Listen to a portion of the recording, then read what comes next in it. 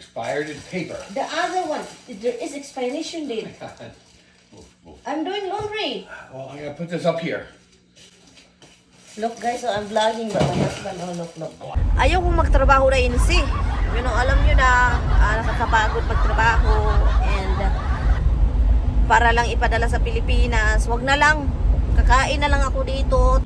So, layas po ako kasi nga si Tami umalis. Kahapon, tinawagan si Mister na magtrabaho at ngayon. So, mag-tick lang ako ng alive para walang sakit mamaya pag alis natin kasi nga meron po akong kadate mga loves. So, habang wala si Tami, maghanap tayo ng kadate. Si Tami, tumawag siya sa akin. Sabi pa niya, meron akong naiwan dyan. Sabi ko, anong maiwan mo? Tools daw niya.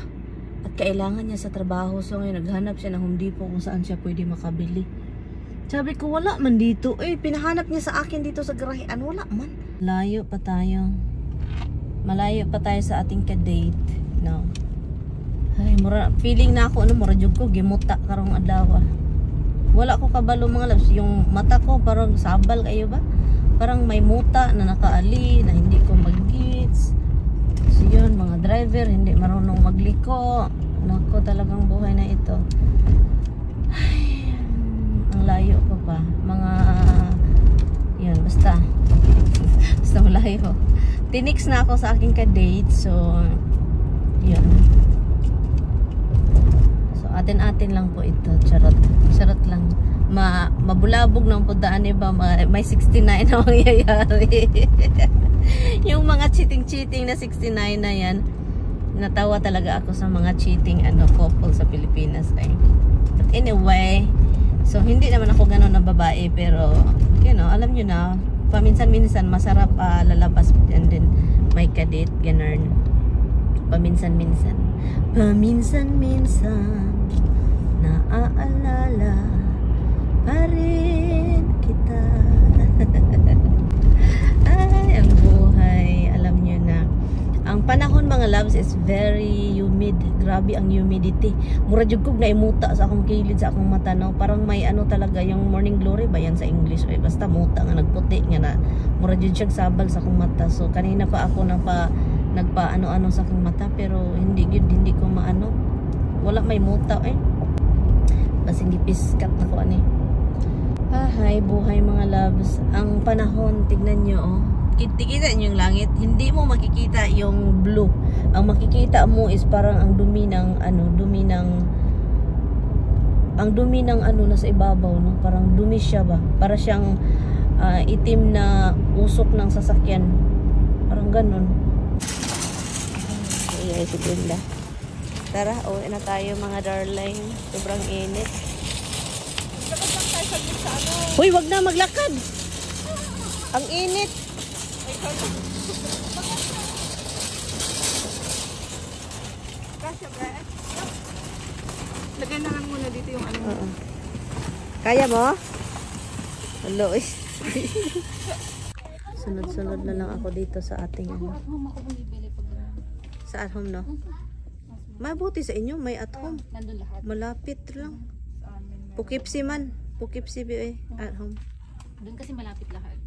Kaya yun din ang gusto ko doon kasi mga 8-10 minutes lang away from sa bahay. Gusto ko Doon sa inyo marami mga shopping. Nandun ba si Tami nagtrabaho? So kaya andun siya, tinawagan. kasi may dali kang mabibili kasi at home ng $9. Magkano yan dito? 9?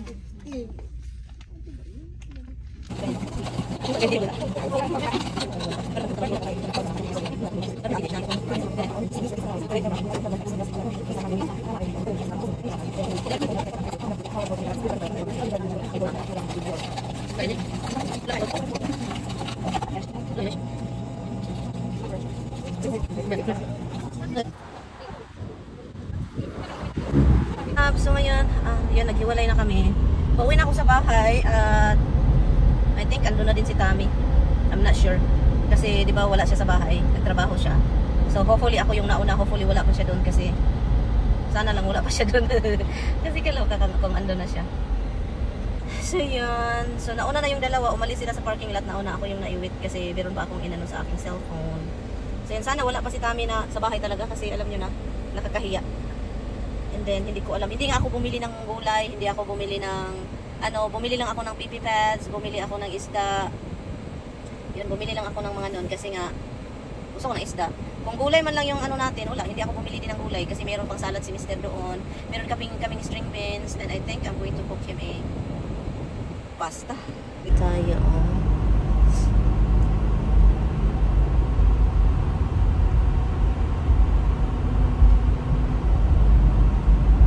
ayaw kong magtrabaho na Ilse. Alam nyo na nakakapagod magtrabaho and para lang ipadala sa Pilipinas. Wag na lang, kakain na lang ako dito at magpabuhay. Yun dahil Ilse. So, wag ka naman magalit kung manghingi ako sa iyo. Inaano mo pa ako dahil Ilse na ano. So, wag mo naman akong pagalitan na hingi ako sa iyo. Kasi nakikita ko naman concern na concern ka sa aking pamilya, di sino pa ba hihingan ko? Ikaw lang. Of course, ikaw lang. So, kung talaga kung malaki yung puso mo, di bigyan mo na sila. Uy, i-message mo na lang ako yung dahil siya. Sasabihin ko sa inyo kung anong address para naman makita mo talaga ba na wala silang makain, wala silang tulong na natanggap sa akin ba. Yun lang dahil si. Salamat dahil si ha. Ayaw ka suko di akong nangayo ko nimo kay murag ikaw man talaga ang sobrang laking puso talaga. So, yun. Salamat in advance dahil siya. So, ngayon, wala pa si Tami. Andito tayo sa bathroom, no? So, wala pa si Mr. So, that means ako lang dito. So, ang mga aso sobrang excited. Nakita tayo na kasi nga sila lang dito. At, yun, mag-ready lang ako para sa kanilang kakainin. Ang init sa labas. Yung humidity. Ay, nako. So, yung isda na binili ko, bumili ako doon ng mga labas ba? Bumili ako ng red snapper na naman.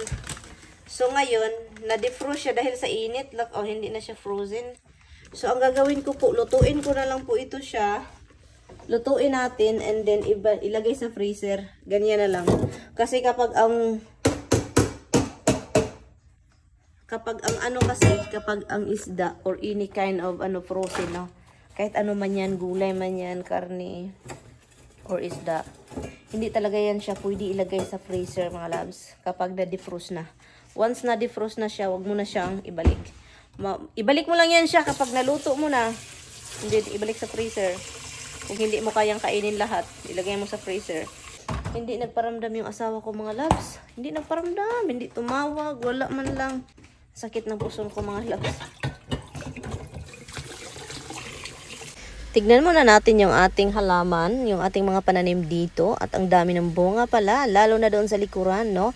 So ngayon, kinukunan ko lang ito ng maraming dahon sa sa baba nila. So ako, excited naman ako, mga loves, no? Kasi talagang nakikita ko yung bunga is okay naman sila, hindi naman nasisira. So kaya hindi ko tinutubigan, mga loves, yung ating ibabaw ng kamatis sa ilalim talaga. Kasi maapektuhan po yung kanilang bunga, masisira. At ang ating raspberry. Grabe din yung bunga, mga loves. Hindi ko talaga sila makain lahat. So, kaya yun, napabayaan na lang. At ang ating cucumber dito, mayroon na silang pwedeng harvest, mga loves, kasi malaki na ang iba. At ang ating kangkong, diba? Maganda pala talaga siya i-harvest kapag maliit pa, mga loves, kasi mas manalingsing siya ba kung sa Bisaya, manalingsing siya daghan at mas lalo siyang tataba. But anyway, so yun yung ating kangkong, ano. At kahit ganito lang siya, mga loves, ang rami na pala nating makakain at ang daming gulay, no?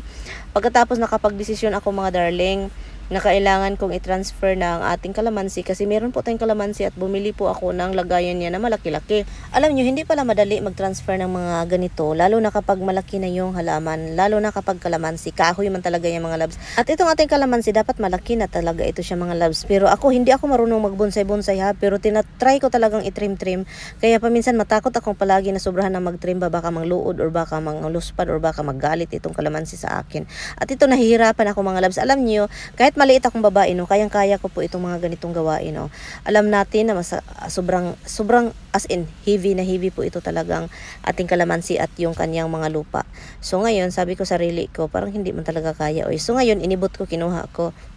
Ang taas pa. So kailangan ko pang kukunan ng lupa yung nasa loob ng ating lagayan kasi parang nasobrahan ko ng lagay ng lupa. Binalik ko agad siya, mga darling, no. So ngayon, kinuhanan ko na naman lupa.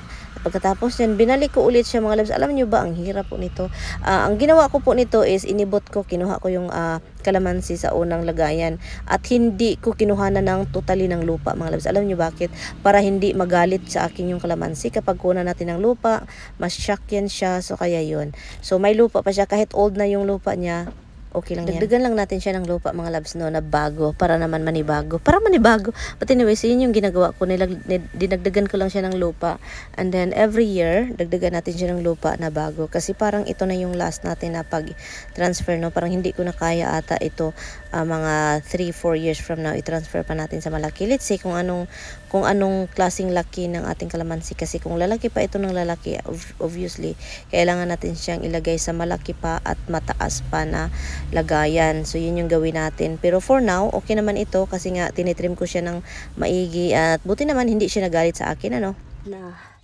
Nalagay na natin itong ating kalamansi dito. Pero sana hindi ito mamatay. Takot man ako mga loves eh.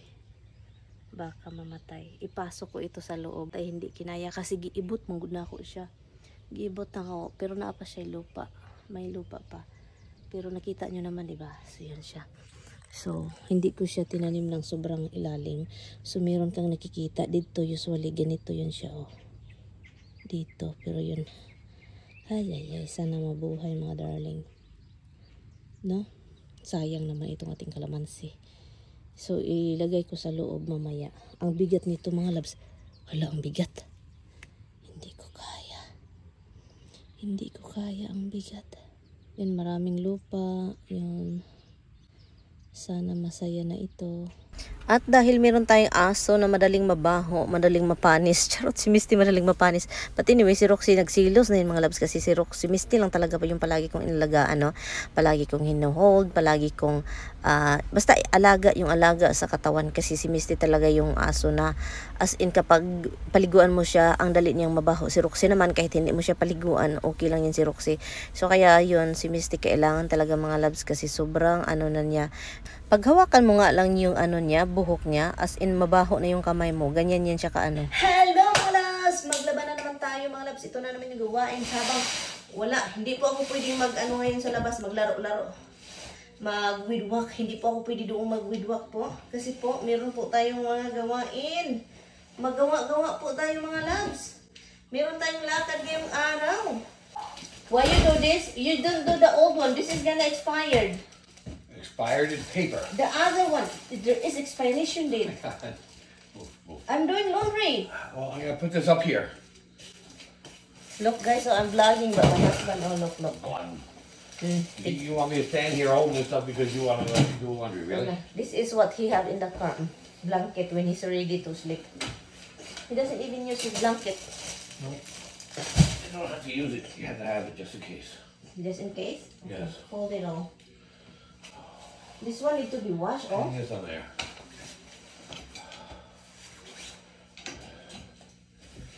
You like? Please don't. Yes, that's the thing about you. Okay. What? Wait, you lubok ni mo ba? Oh, you understand. What else do you need over there? Why you clean up? Instead na maglaba ako dito, si Mr. talaga, mahirapan ako dito kasi nga, andito yan siya palagi, no? Meron akong gagawin. Meron din yan siyang gagawin. Meron din siya, hindi talaga yan siya magpalagay sa kinabuhi, no? So, gamitin natin itong ating, Ariel na powder, no? Kasi nga, mga loves, itong ating Ariel na powder po, hindi ko po siya palaging nagagamit kasi mahilig si Tami sa mahilig po siya maggamit ng liquid laundry detergent, no? Ako naman, gusto ko itong powder na Ariel, mga loves. Alam niyo bakit? Ang bango niyo, mga loves. Sobrang bango. No? Marami pa ako niyan, oh. Sobrang bango niya talaga. So, nilagyan natin ng Suavitel.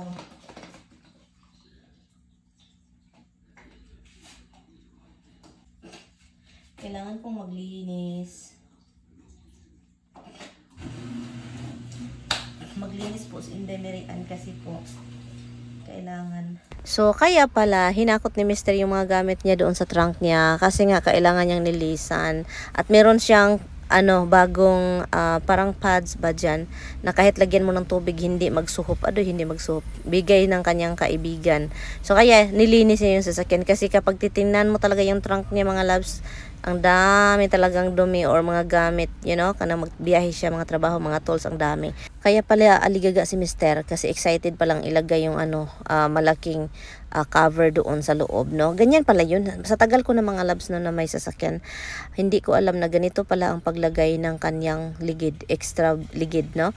So, andyan pala sa loob. Akala ko ilagay mo sa ilalim, maghiga-higa ka sa ilalim, may screw mo. Andyan lang pala yan, Diyan, nakahiga lang yan siya dyan.